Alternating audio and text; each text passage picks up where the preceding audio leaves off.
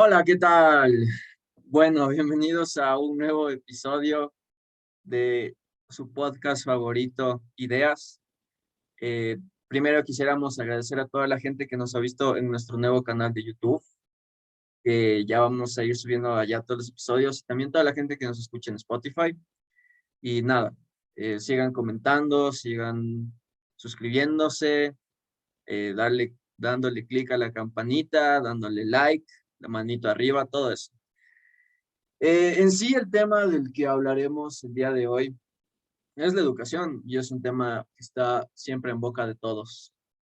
Y históricamente ha sido un tema de la coyuntura que siempre está en las páginas principales de alguna manera. Pero quizás hoy tendremos un acercamiento a la educación más crítico, quizás. Eh, con esto no queremos decir que estamos en contra de la educación para nada. Somos estudiantes universitarios y estamos conscientes de la importancia de siempre ir adquiriendo conocimientos para el desarrollo individual y también para el desarrollo colectivo. Pero ahondaremos en temas que no se hablan mucho de la educación, como por ejemplo el educacionismo, o también veremos diferentes críticas que se hacen al sistema educativo, pero al final queremos en sí criticar o llegar a la conclusión de que la educación quizás no es lo que va a solucionar todos los problemas de la sociedad y quizás necesitamos una estructuración, un cambio estructural más profundo para también poder cambiar la educación y que esté al alcance de todos y de verdad funcione. Entonces, sin nada más que decir, Pancho, ¿con qué quisieras empezar? De una, gracias Dani por la presentación. A ver, bueno, dijiste muchas cuestiones que también las considero importantes. Solo como para aclararlo, el tema de la educación a mí me interesa bastante. De hecho, es parte del trabajo de titulación que estoy haciendo, un poco este tema de la educación. No, con esto no quiero generar expectativas porque la verdad es que temas de datos aún no los tengo ni he hecho esa parte, pero mi trabajo de titulación está basando en esto. Solo lo digo porque sí, me parece para mí el tema más importante que a tratar en una conversación que deberían tener las instituciones, los gobiernos y en general. Pero bueno, Dani, tú topaste algo que me gusta muchísimo, que es de lo que es una palabra en la que baso mucho de mi tesis y es el educacionismo.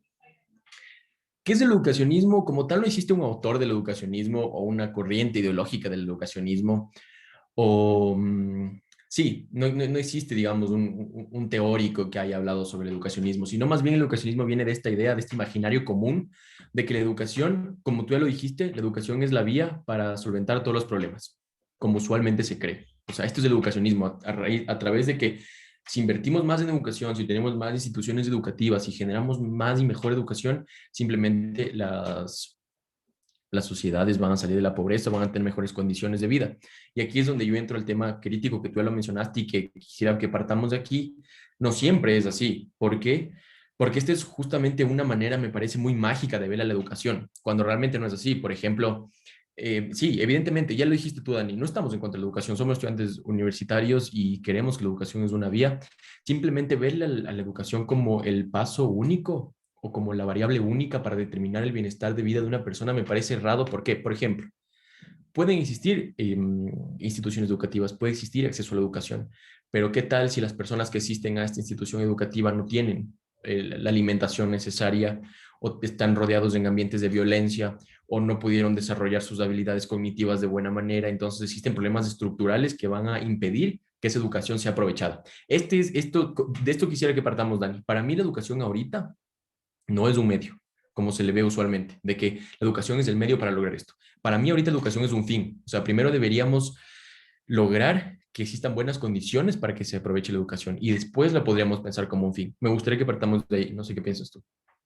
Sí, o sea, creo que también un efecto de todo esto es esta llamada discriminación educacional, en la que se discrimina o se ve como eh, personas menos útiles o válidas a la gente que no tiene educación.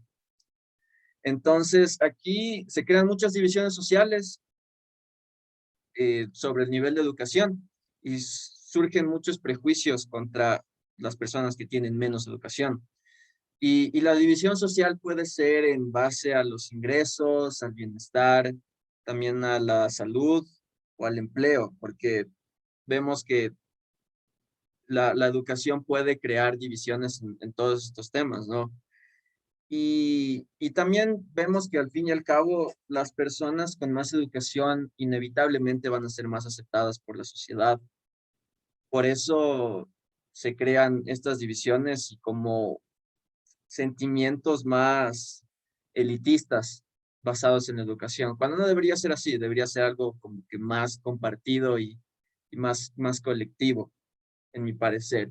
Pero sí, partiendo de ahí, también tú, ¿qué piensas de eso? No, ahí, o sea, ahí topaste algo que para mí es fundamental y que ya lo hablamos en este podcast, pero y me encantaría que lo hagamos a través de educación porque me parece el punto más fascinante, es el tema de la empatía, Dan. Tú ya, y lo mencionaste. El problema de cómo está estructurado el sistema educativo en la actualidad es que te forma simplemente para ser capital humano. O sea, para que tú termines la universidad, el colegio, como sea, y tengas un título que avale que eres personal calificado en determinada materia para hacer determinado trabajo, eres capital humano, eres utilizado como capital por empresas, instituciones, por lo que, donde sea que te desarrolles laboralmente para el fin económico que es este. ¿Cuál es el problema de esto? Encontré, es un canal de YouTube, es un canal de YouTube que se llama Veritasium. Es un canal de un tipo que hace ciencia, bro. El man es tipo, ¿has cachado? Veritasium con B pequeña o B grande, Con B pequeña. para anotar, porque no cacho. Veritasium. Sí, este man habla, el man es, creo que es físico o algo así, pero tiene una investigación que él hizo muy interesante sobre justamente la educación, la empatía y el éxito. El video se llama como ¿De qué depende tu éxito o algo así? No sé, está en inglés, no me acuerdo. Pero el tema es, pero lo puedes buscar así, lo pueden buscar así. Entonces, tipo, el man lo que quiere decir en esto es que, por qué la educación existente, en el sistema capitalista existente, te quita empatía? Por lo que tú dijiste, porque si tú estás más educado, tiendes a ver a las personas que no tienen tus mismas oportunidades como si no se esforzaron igual. O sea, digamos, tú llegas a un determinado lugar y dices, no, es que yo me rompí el lomo por estar aquí, yo realmente trabajé duro por estar aquí, estudié mucho por estar aquí y a la gente que no logró lo mismo dices, no, esa persona lo que le falta es mayor dedicación a sus estudios, por ejemplo, o echarle más ganas a su trabajo, echarle más ganas a su educación, cuando realmente no es así. Aquí, aquí es donde quisiera que me des tu opinión, Dani. Por ejemplo, esto es y nosotros tenemos educación únicamente porque la estructura así lo determinó. No es porque seamos realmente todos somos igual de inteligentes y todos deberíamos tener las mismas capacidades, en teoría. Pero, claro, la estructura es la que determina que tú accedas a la educación. No la educación va a determinar que tú escales en estructura. Eso es hasta cierto punto difícil, este tema de la movilidad social, que ya lo toparemos después, pero tú dime qué opinas. Sí, es que se llega a esta idea de que o a la realidad de que bajos niveles de educación están ligados a la pobreza. Sin embargo, a partir de esto surge una de los conceptos que menos me agradan, que es la meritocracia. Y, y creo que hablar de meritocracia dentro de la estructura en la que estamos puede llegar a ser hasta una falacia, porque la meritocracia en realidad se daría en una igualdad de condiciones o de oportunidades, algo que no pasa. Y como tú decías, nosotros podemos acceder a la educación por ciertas condiciones exteriores a nosotros, de las que quizás no elegimos nacer en la familia en la que estamos, no elegimos eh, que nuestros caminos de vida se vayan por lugares determinados y conozcamos a la gente que conocemos, nada de eso. Entonces, si es que las condiciones no mejoran, continúa como que este círculo vicioso de meritocracia y decir al otro de que es pobre porque o no es inteligente, no es lo suficientemente inteligente o porque no se ha esforzado lo suficiente. La idea de que es pobre porque quiere, al fin y al cabo. Pero vemos que hay mucha gente que es, o sea, se esfuerza un montón y sigue en las mismas condiciones de pobreza. O sea, las personas que limpian los baños se levantan muy temprano, usualmente viven lejos de sus trabajos, pasan todo el día limpiando, pasan todo el día aseando y todo esto, y acaban, o sea, llegan a su casa igual muy tarde, y esa es como que es la vida que ellos conocen, y no es que ellos no se esfuerzan tampoco. Entonces, aquí quisiera establecer esto, que la educación no te asegura eh, riqueza, sino que la riqueza te puede asegurar la educación, porque vemos que mucha gente que, también la gente que se gradúa en universidades o hasta tiene masterados o llega a tener doctorados, ahora es más difícil que te asegure tener como que ingresos constantes. También entonces vemos esa relación. Y también el otro lado de que si es que tienes riqueza y tienes las condiciones materiales necesarias, vas a poder inevitablemente, si es que tú lo decides, seguir accediendo a más educación, porque la universidad es cara. Igual entrar a la universidad pública aquí en Ecuador es medio difícil, pero la universidad privada es cara.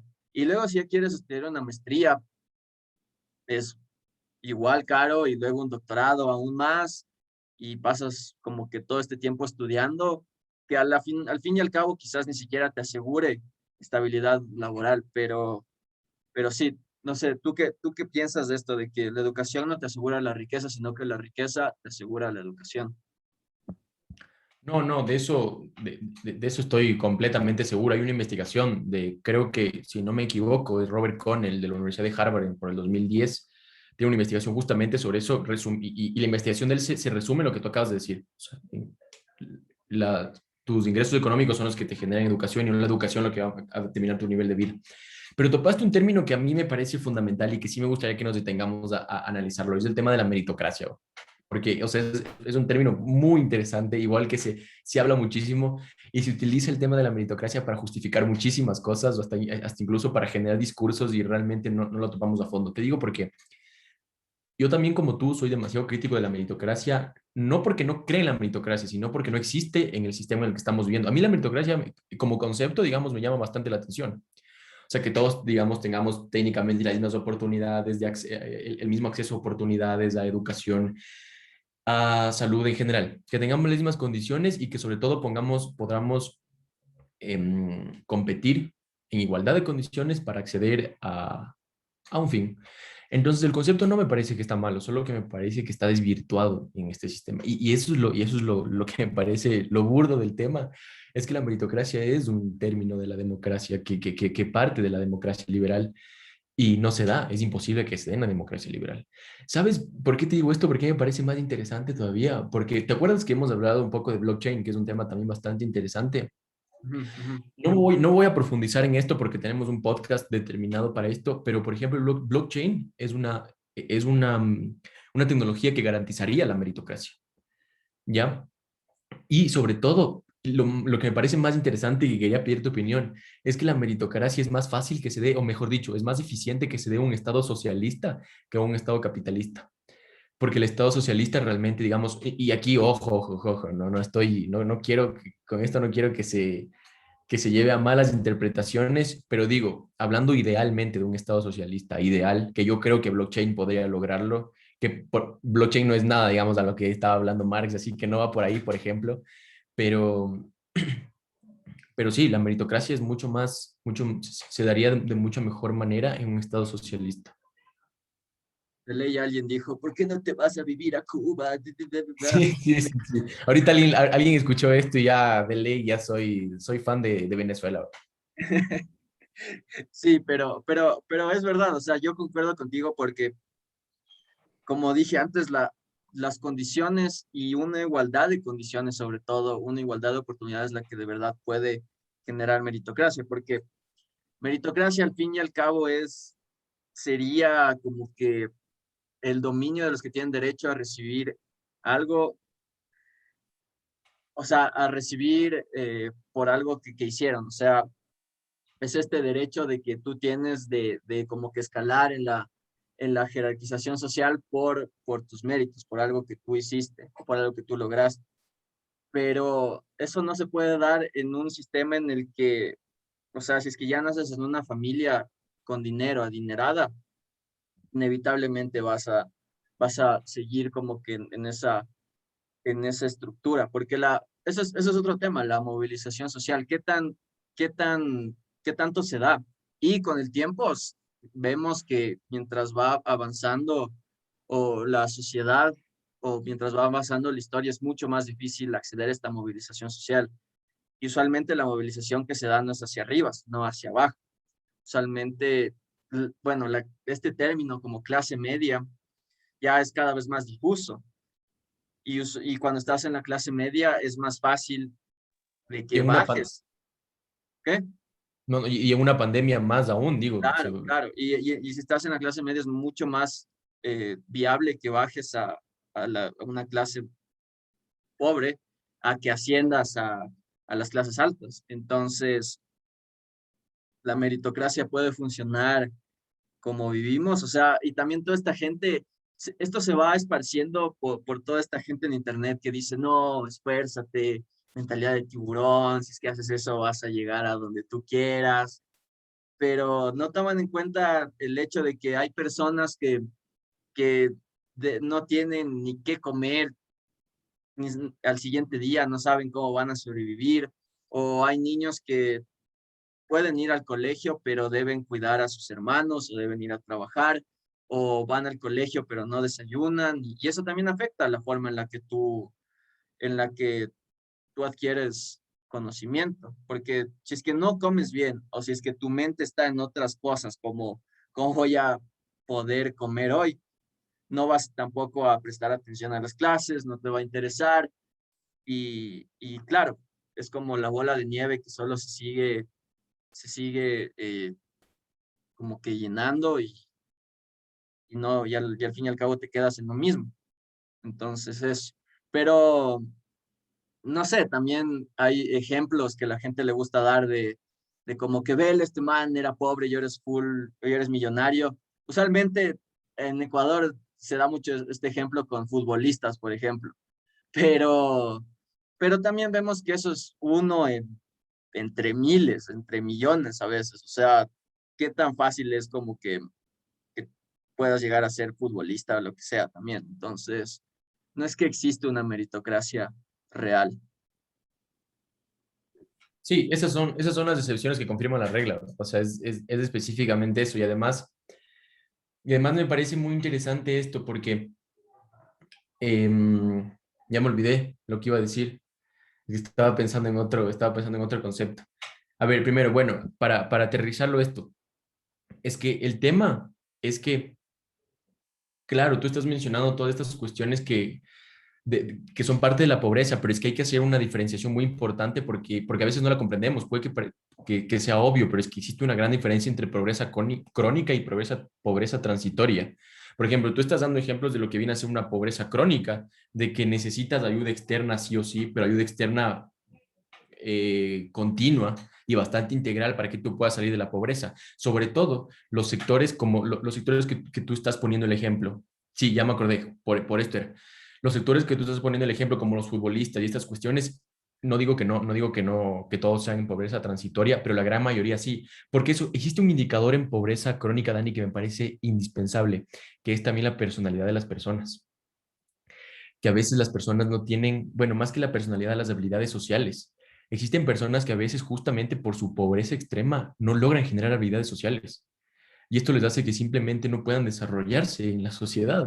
Y por más que tú les quieras dar herramientas, digamos, les quieras generar trabajo, les quieras generar oportunidades, va a ser muy complejo que una persona en pobreza crónica logre desarrollarse si es que nunca pudo generar habilidades. Sobre todo también existen personas que desarrollan hasta cierto rechazo a la sociedad.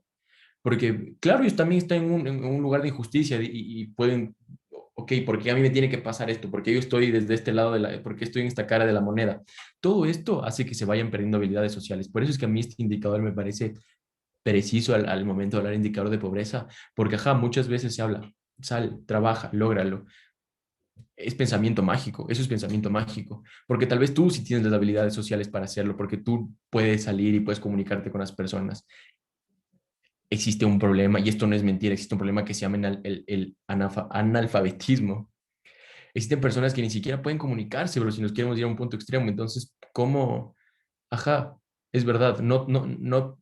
Ah, y para terminar la idea, la fortuna también juega un papel muy importante en el éxito de una persona. O sea, esto también lo quería topar en el ejemplo de que tú dices que existen personas o que a veces se utiliza el argumento de que tipo, pero mire, esta persona era pobre y logró salir. Habría que analizar, es porque a la final todo es un caso por caso. O sea, el éxito te tiene que medir en un caso por caso, ver cómo fue tu caso, cómo fue mi caso, cómo fue el caso de esa persona y analizar el caso específico de esa persona, puedes determinar si es que tuvo fortuna o no. No puedes decir, si es que mira, hay personas que salieron de la pobreza y ahora son millonarios porque sí, algo hubo en ese caso específico que hizo que esa persona saliera de la pobreza. No quiere decir que se pueda generalizar a todos los casos. Claro, no es la regla. Exacto. Y también cuando estabas hablando de esto, me vino a la mente otro estudio que muestra que igual la pobreza afecta en tu toma de decisiones.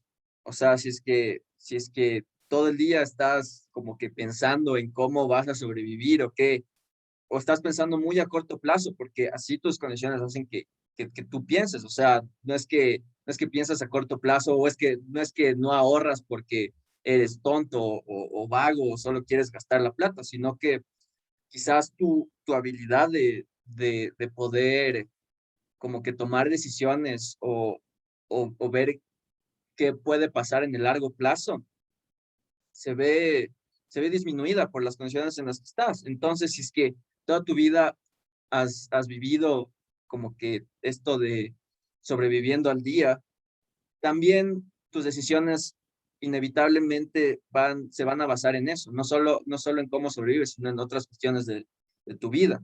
Y por eso también mucha gente habla de, sí, pero debes aprender a ahorrar y debes como que ver a largo plazo, puedes también ver si es que coges, si tienes plata ¿cómo es cuando la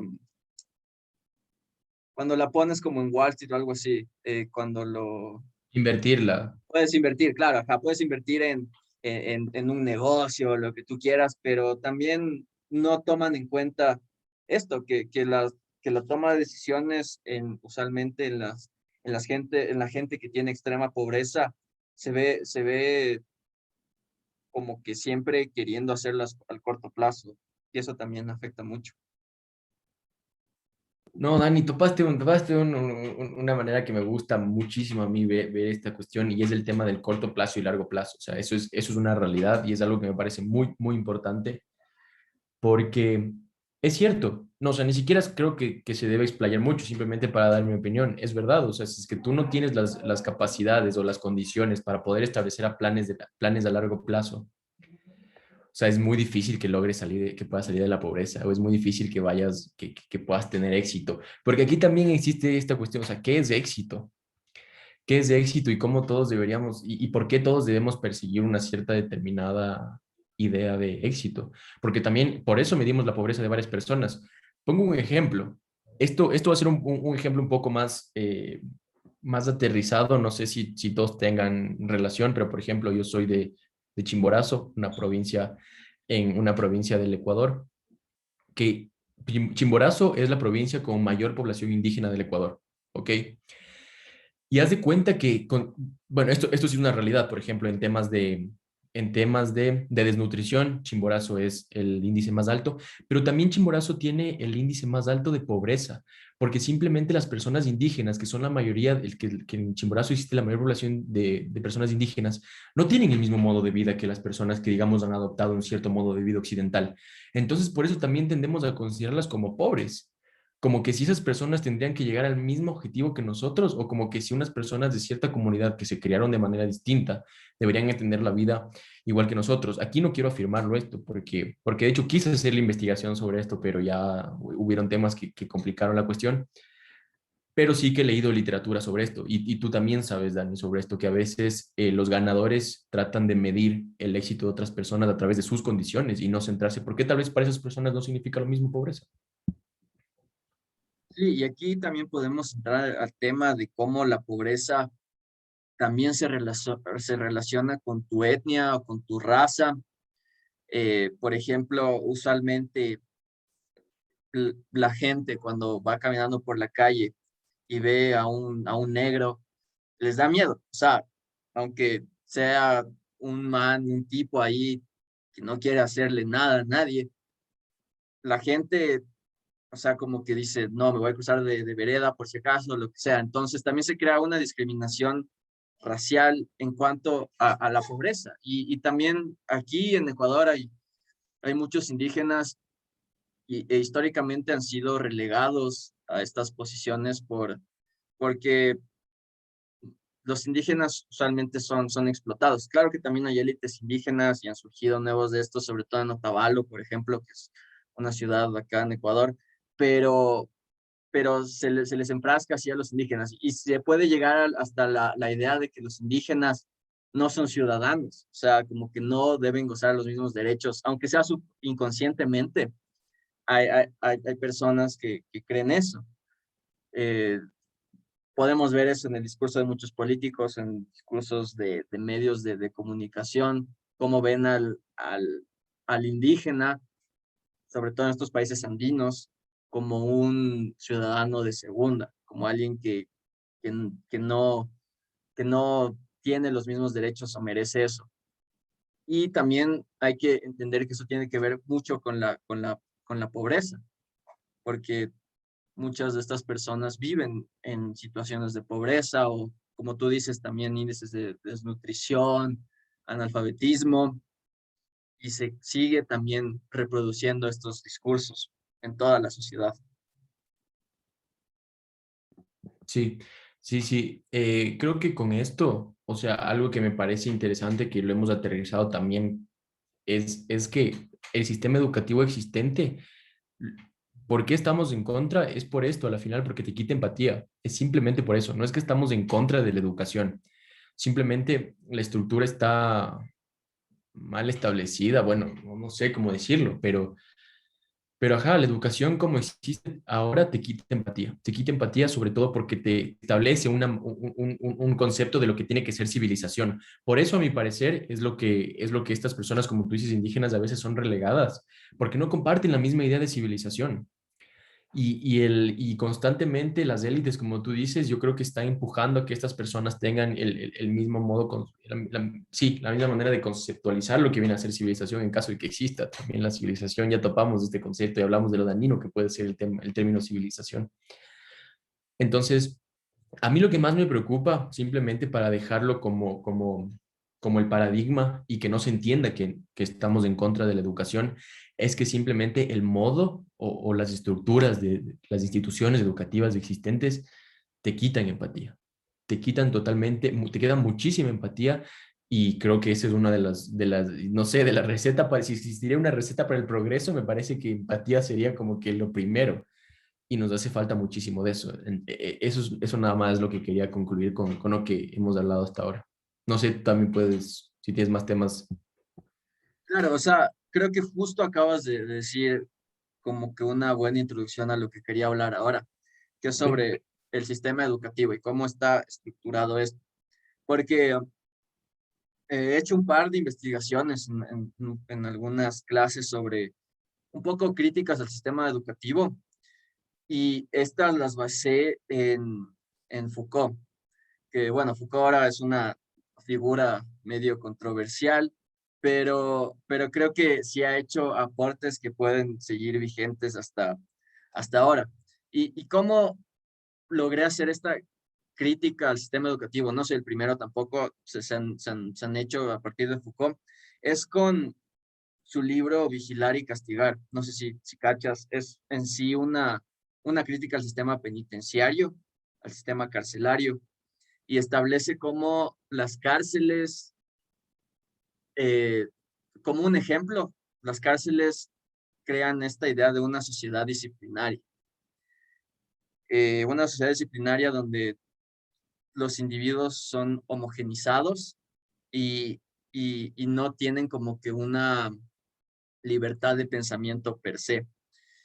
Entonces, si es que Foucault también habla un poco de esto, que en las instituciones educativas también se perpetra esto, pero su enfoque es netamente en el plano en el plano carcelario. Y de aquí hay cinco conceptos que me parecen como que interesantes ahondar. Si quieres podemos ir uno por uno y ver tú qué piensas, cómo el sistema educativo está estructurado. Primero está la disciplina. Y en sí la disciplina no es que sea algo malo. La disciplina como que te puede llevar a lograr cosas buenas para ti. O sea, si tienes disciplina en tus hábitos, o si tienes disciplina en, no sé, si estás haciendo ejercicio, lo que sea, si tienes disciplina en eso, como que puedes alcanzar tus metas o lo que sea. Pero en este caso, Foucault ve a la disciplina como un instrumento de control para homogenizar.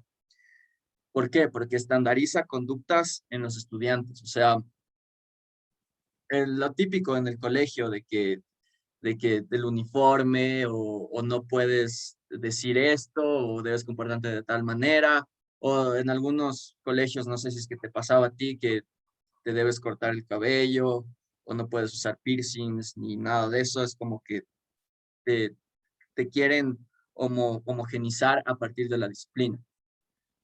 ¿Tú qué piensas de este primer concepto? Porque eso también habla en las cárceles, también hay mucha disciplina en las cárceles. No, fascinante, bro, fascinante. Yo tengo que admitir que llegué a Foucault a través de ti, Dani. Y sí, bueno, no le doy profundidad, pero sobre esto de vigilar y castigar me tocó hacer un trabajo en el semestre pasado, entonces lo entendí un poco. Me gusta mucho el concepto como lo planteas de ay, se me fue la palabra, no es responsabilidad. Eh, Homogenizar, disciplina. Eso, disciplina, la Sí. disciplina. Eso, me gusta, sí, sí, no, me gustó mucho. Solo quisiera, o sea, ya lo aterrizaste, solo quisiera dar un ejemplo que me parece en esto bastante interesante. Yo sí estoy a favor de que en los colegios se utilice el mismo uniforme. O sea, es lo único que estoy a favor, porque creo que, o sea, no sé, no todas las personas tienen el mismo dinero para acudir a las clases con diferente ropa, por ejemplo. Claro, Yo creo que esa sí es una manera como que de igualar, solo en ese aspecto, así que no me voy a profundizar en eso. sí, eso es un tema.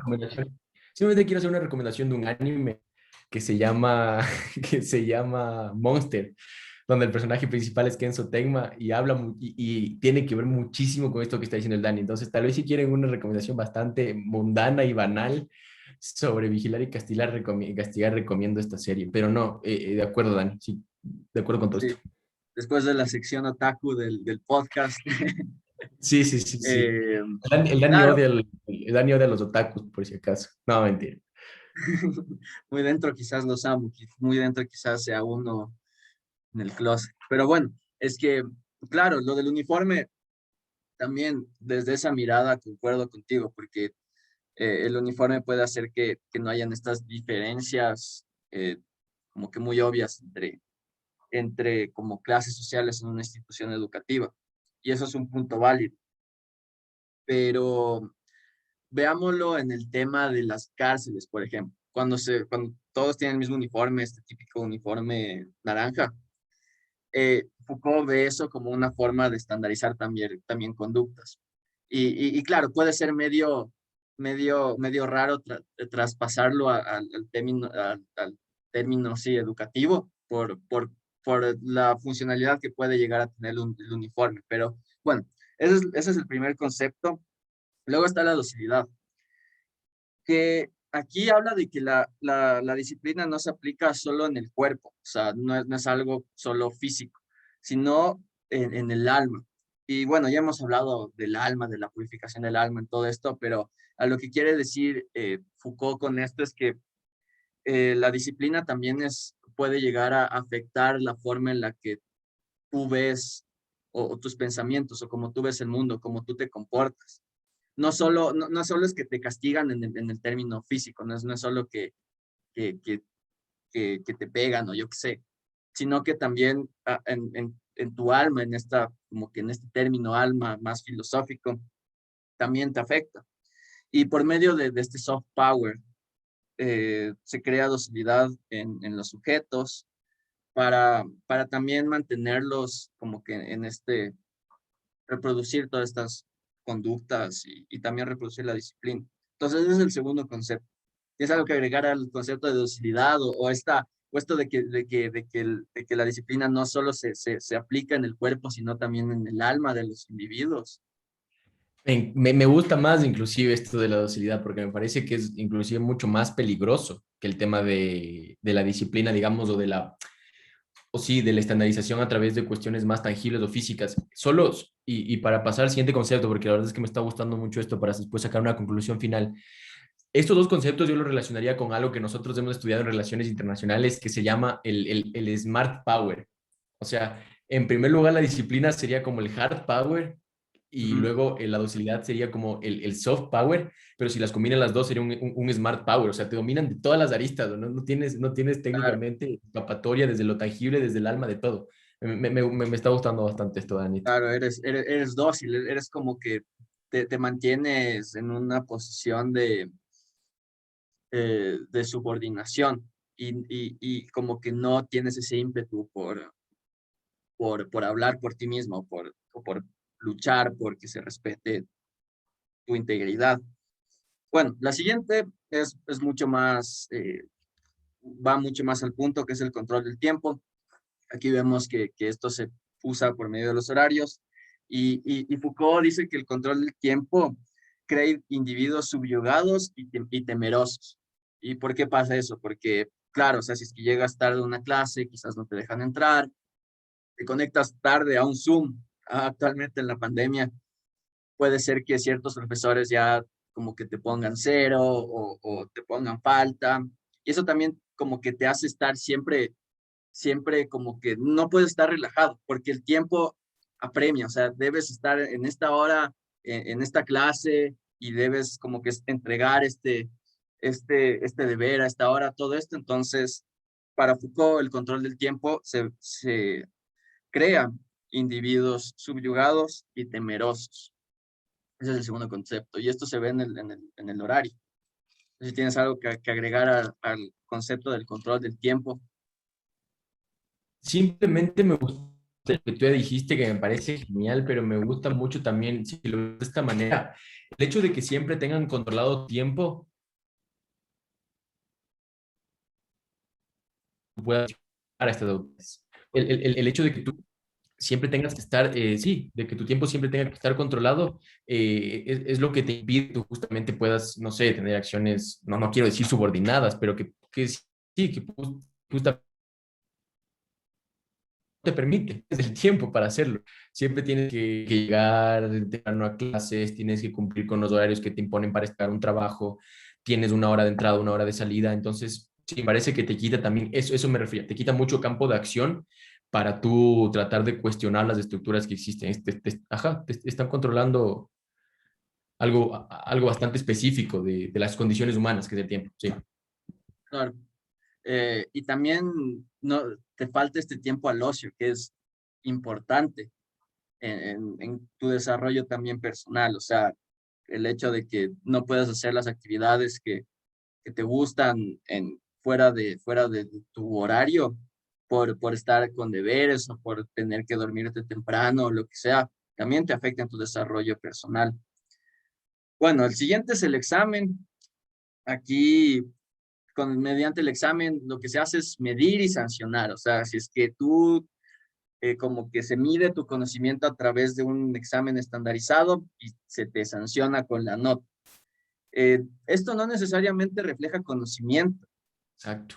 sino que lo que hace es como que comparar estudiantes, crear competitividad entre los estudiantes.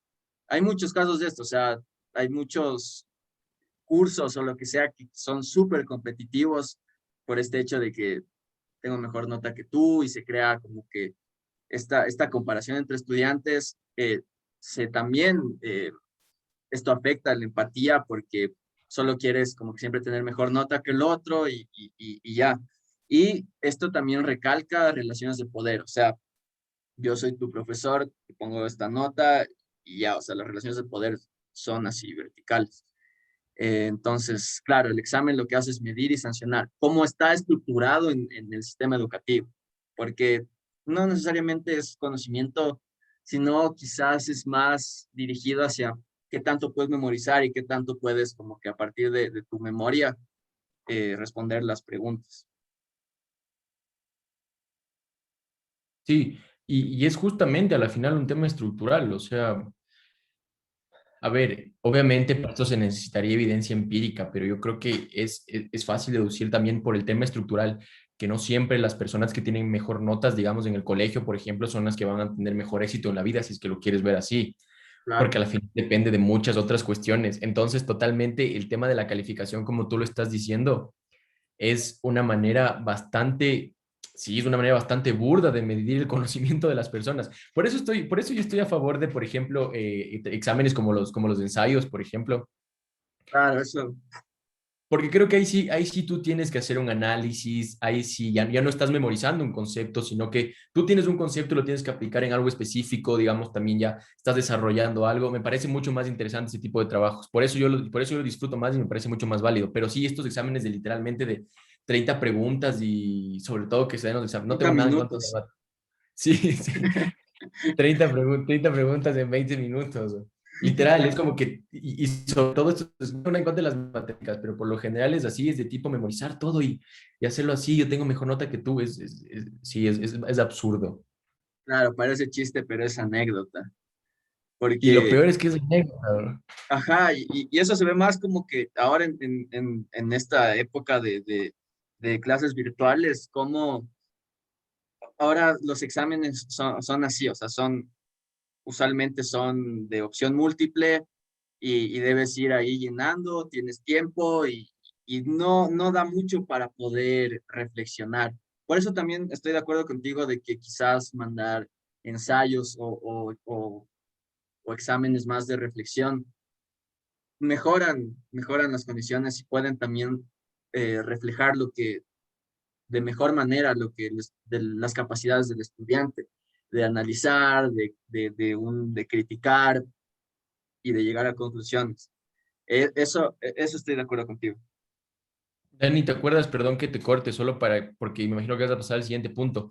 Es que esta cuestión de hacer los exámenes así de tipo con un tiempo determinado y con opción múltiple es, digamos, en la virtualidad. Solo hablar de la virtualidad con la idea de evitar la copia, digamos, o de evitar el plagio, de que no se puedan ver todas esas cuestiones. Pero a mí me parece que inclusive un ensayo o preguntas a desarrollar es mucho más difícil que se copie porque, porque esa persona ya tiene que dar su conocimiento sobre un tema específico, no se va a repetir con el conocimiento de otra persona. ¿Te acuerdas del el examen final que tuvimos de una materia de pensamiento económico?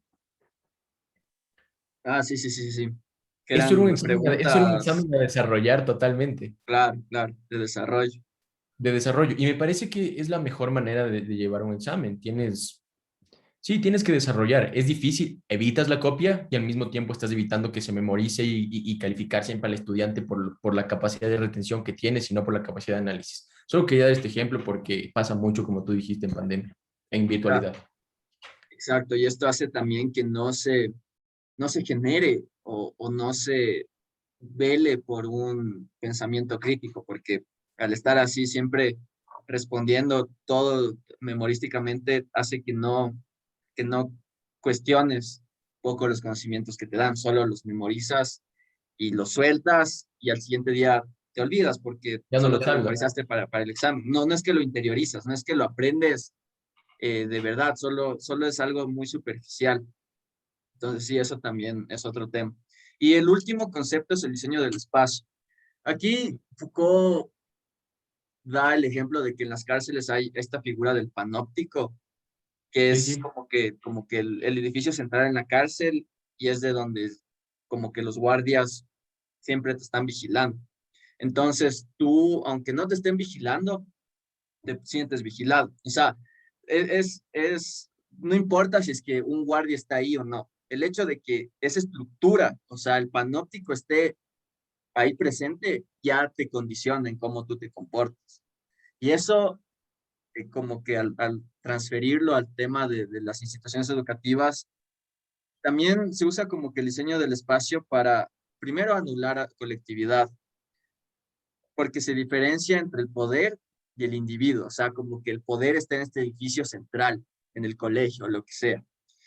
Y también modifica el comportamiento porque, como te digo, te puedes sentir vigilado. Aunque no te estén vigilando, te puedes sentir vigilado. Y también hay o- ahora, bueno, cuando yo era chamo no había tanto eso, pero en los colegios, hasta en las universidades, ya están empezando a poner cámaras y te sientes cada vez más vigilado. O en la universidad, ¿te acuerdas que cuando estábamos de Los vez en drones. cuando los drones, ajá, habían drones volando, o sea, eso es como que el ejemplo más tangible de lo que hablaba Foucault aquí, o sea, de que te sientes vigilado todo el tiempo.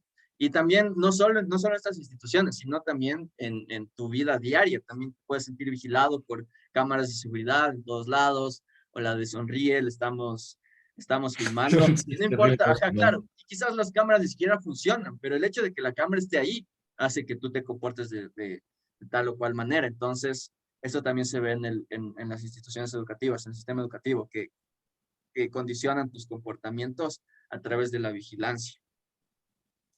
Sí, sí, sí, sí. No, este creo que es el mejor punto. Y man, te pongo un ejemplo que a mí me parece más macabro porque lo experimenté en carne propia, pero creo que este ejemplo se potencia mucho más en instituciones religiosas, ¿no? Ujú. Porque, por ejemplo, a nosotros era, ajá, y sí, como tú dices, ya en general el diseño de la institución ya te condiciona, ya condiciona tu comportamiento por esta cuestión del panóptico, como tú lo explicas. Pero, por ejemplo, en una institución religiosa tienes todos los cuadros de los santos y las estatuas y todo, y los profesores utilizan eso, bro. Es que tú aquí tienes que comportarte porque estás en un colegio religioso y porque Dios te está viendo y los cuadros te están viendo y te van a castigar. Claro, Claro, es denso, es eso muy eso es denso. más denso, o sea, no es que es una cámara, es como que la cruz está ahí y como Exacto. que Jesús te está viendo, Dios te está vigilando todo lo que haces. O sea, llegar al punto en el que solo un objeto inanimado pueda como que condicionarte, y es algo súper, súper fuerte, súper denso. Sí, sí, Sí, ese tema de lo simbólico, del arte, sobre todo en el cristianismo, es una cuestión que habla bastante Plotino, creo, o Aristóteles. No sé, ya me olvidé. Pero creo que es Plotino, creo que es, no, no, no, miento, es Orígenes, uno de los filósofos cristianos. Y sí, por eso yo más que criticar el tema de la religión, brother, yo digo, nada lo crearon porque sí, ni porque los que crearon la religión sean pendejos, realmente lo hicieron con cuestiones macabras de fondo para controlar a la humanidad y lo hicieron bastante, bastante bien. sí, es una de las instituciones, la iglesia y el cristianismo son las instituciones que mejor han funcionado a lo largo de la historia. O sea, miles de años ya como que la sociedad ha sido subyugada como que a la religión. También ese podría ser un tema del que podríamos hablar, porque da mucho de qué conversar y debatir. Sí, solo que si es que hablaríamos de religión, ahí de ley vamos a terminar mandando al demonio a alguien, bro. Queramos o no queramos, vamos a terminar puteando a alguien y eso creo que le va a hacer mal al podcast, bro. Es verdad, pero creo que también podemos sacar cosas buenas de la Listo. religión, porque no es que Sí. todo es mal, No, seguro, seguro. siempre hay cosas en medios. Sí, sí, sí. A mí me gusta muchísimo el tema de religión, no solo, verás, no me voy a explayar porque este no es el tema este no es el podcast de la religión, pero por ejemplo, te digo, el tema de la Santa Trinidad de la religión, de parte de las tres hipóstasis de Plotino, bro, de cómo Plotino utiliza tres hipóstasis para explicar la creación de las ideas en el mundo. Ujú. Y Plotino era un filósofo pagano, y luego Orígenes y San Agustín, sí, Orígenes y San Agustín lo toman para crear la Santa Trinidad y tiene un contenido filosófico muy, muy interesante. O sea, la religión no, por eso digo que la religión no es que la crearon porque sí, tiene mucho contenido filosófico y bastante interesante. Claro, y también en toda en la cultura de la sociedad, en el arte, la religión ha sido muy, muy importante para avances significativos. Pero bueno, ya basta Dani, de la clase de no, no, no, catecismo. todavía no vamos a terminar la pausa porque ahorita me acordé del arte, que tú eres un artista, Dani, tienes que mencionar tu disco, tienes que mencionar tu nuevo EP con tu banda, que estuvo genial, Ah, me gustó mucho. gracias, gracias. Bueno, ahí pueden escuchar, tengo una banda que se llama Surfeadores Rosa. eh, es totalmente diferente a lo que hablamos acá, no tiene nada que ver. Es una banda sobre el amor y la vida. No Entonces, tan nada, vayan, diferente. recién sacamos un EP así para que vayan, escuchen Surfeadores Rosa en todas las plataformas, tu plataforma preferida, en YouTube, Spotify, Apple Music, yo que sé, donde escuches música, ahí estamos. Entonces, ahí si les gusta, chance ese tipo de música, vayan a darle amor. Gracias por el espacio. Suficiente espacio publicitario y clases de religión. Sí, ya, y ahora sí a lo que venimos. Bueno, entonces, Estos son los 5 conceptos. La disciplina, la docilidad, el control del tiempo, el examen y el diseño del espacio.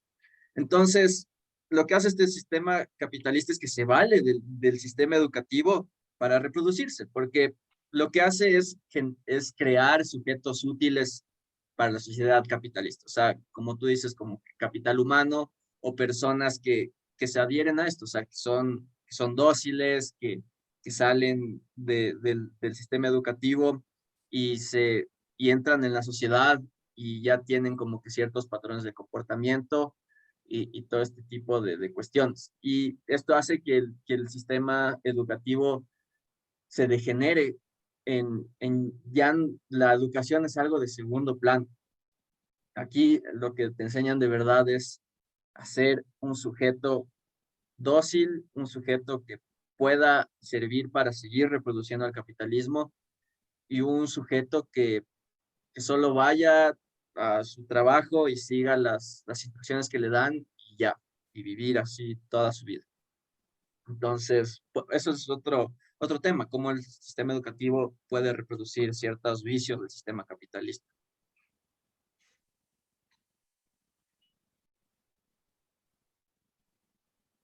Pancho, estás medio trabado, sí, ya te quedaste ahí.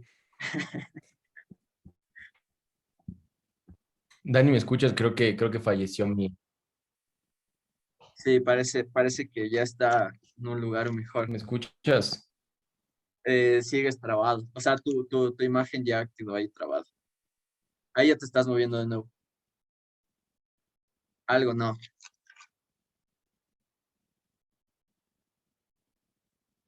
Bueno, son cosas que pasan, ¿qué le vamos a hacer? Deben entendernos. El internet no es muy bueno en estos países.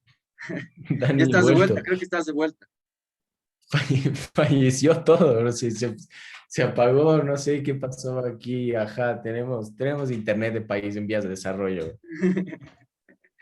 Sí, sí, ya nada, pero así pasa y creo que es algo también lo que nos hemos acostumbrado en la época digitalizada de la pandemia, el estar trabado en un Zoom. Algún día podremos hacer este podcast cara a cara y más bacana, sí. Creo que ese es uno de Ese es el nuestros objetivo. objetivos, tener un estudio Exacto, o ahí. sea, ese es el objetivo. Que logremos vernos y tener ahí nuestros, Dani, imagina la iluminación, los micros, ahí el cafecito, no, genial, genial. Vamos a lograrlo. Claro, no depender del internet, pero sí, no sé si quieres añadir algo más porque creo que ya abarqué todos los puntos que quería abarcar.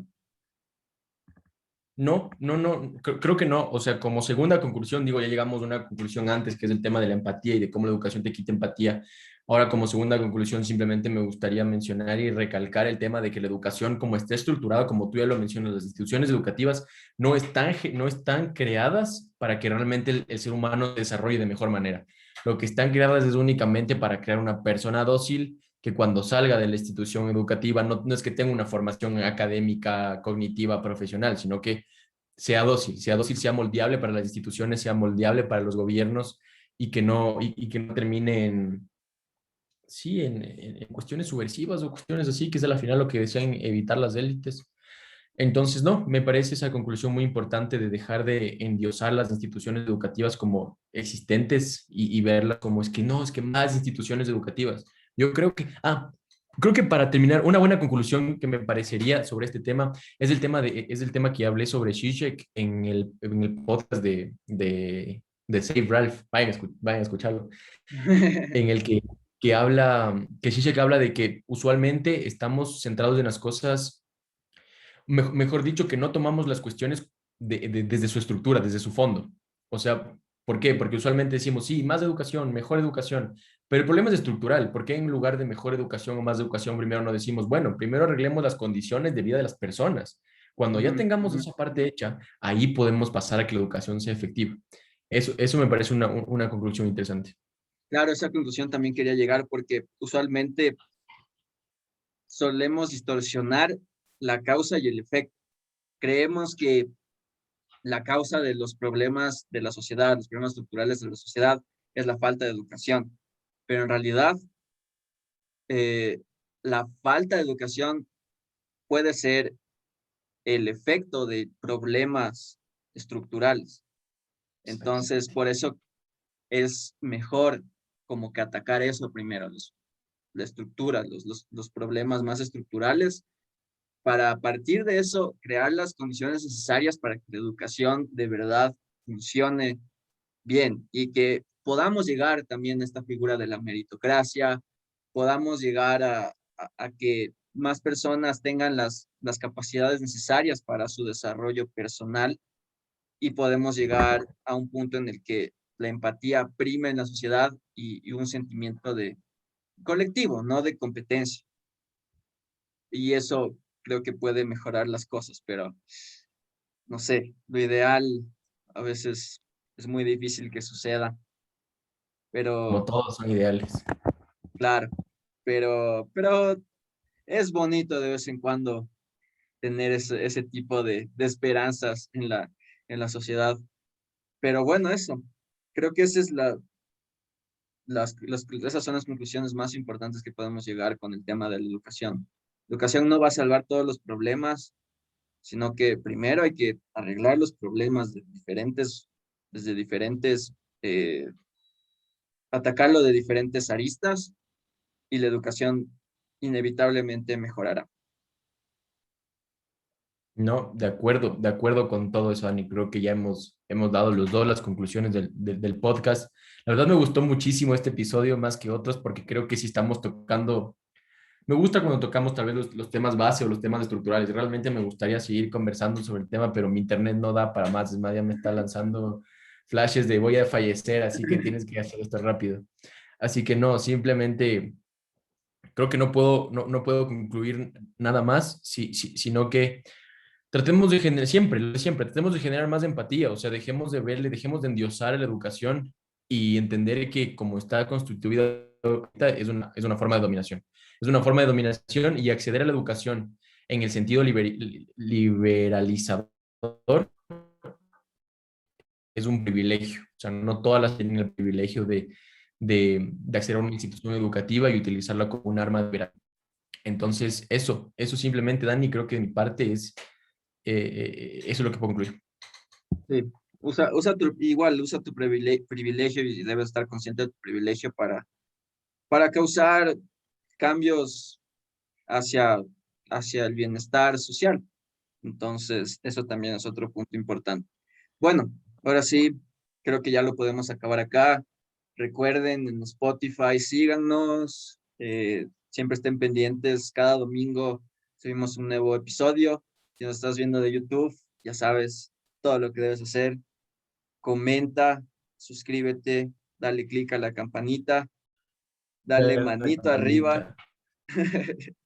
Sí, y si es que hay alguna publicidad de Cabify o lo que sea, mándate toda la publicidad para que podamos vivir Sí, de esto. sí, No, sí, mentira, sí. ya es cagado vivir de ser influencer o llegar a ser influencer. Tal Es vez la verdad. meritocracia nos deje llegar a ser influencers. Exacto. Si es que la meritocracia se perfecciona, Dani, hay que hacer esto para que la meritocracia llegue a su punto ideal y ahí sí podamos, podamos vivir de lo que queremos, no de lo que nos toca, bro. De ser youtubers. Exacto, queremos ser youtubers. Bueno, Mm. eh, eso, algo más que decir. Gracias a todos por vernos. Tu Disculpas. despedida. No, yo solo disculpas por el error por el error del internet.